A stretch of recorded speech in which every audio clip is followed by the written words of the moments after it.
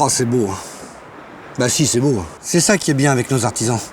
C'est qu'on peut voyager, ils sont partout en France. Mais moi, j'ai surtout très envie de retourner voir Robert et Bruno. J'avais remarqué, lors du premier épisode, qu'ils avaient un savoir-faire hors du commun. Mais quand ils seront partis, attention, hein, le plus tard possible, qui est-ce qui va prendre la suite?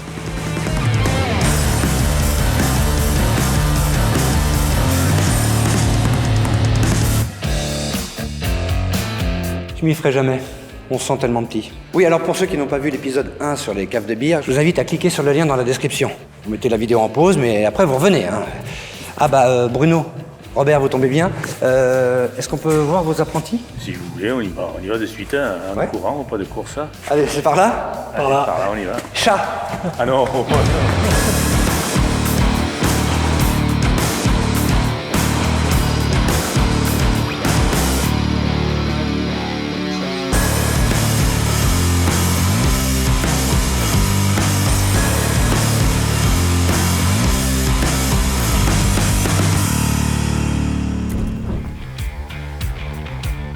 Depuis que je suis petit, je suis un manuel. La métallurgie, c'est ce qui m'a attiré le plus. Pour moi, c'était un peu un honneur d'entrer là-dedans et de pouvoir rénover ces cuves. Et on voit pas ça tous les jours, en fait. J'ai fait une mention soudeur et avant, j'ai fait un CAP serrurier métallier. J'ai entendu parler de son entreprise, qu'il y avait un titre champion du monde et c'était l'opportunité de venir ici.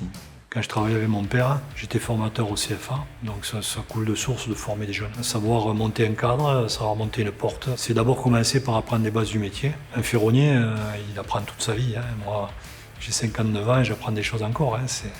C'est inépuisable.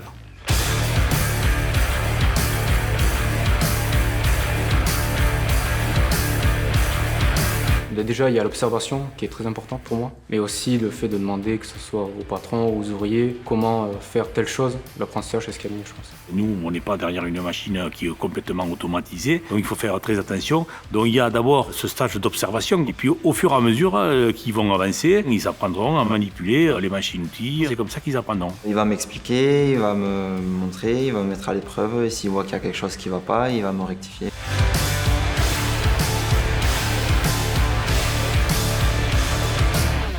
Alors évidemment, il y a la pression des chantiers, mais heureusement, il y a les ateliers. Un endroit qui permet de répéter ses gammes, qui rassure et où on peut grandir à son rythme.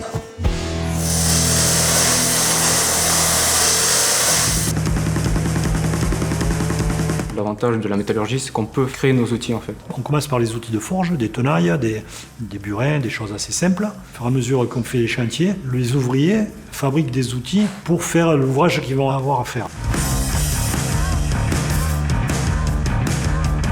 On retrouve des ouvrages millénaires qui sont encore en place. Donc moi, j'espère que si après mon neveu, il y a une suite, ils pourront dire c'est les anciens qui l'ont fait.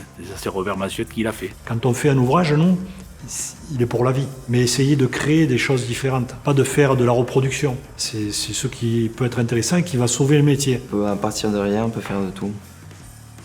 Et ça m'a plu. Bon, maintenant, je vais les laisser un petit peu tranquilles et je vais continuer mon tour de France.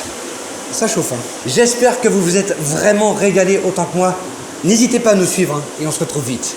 Allez, bye bye.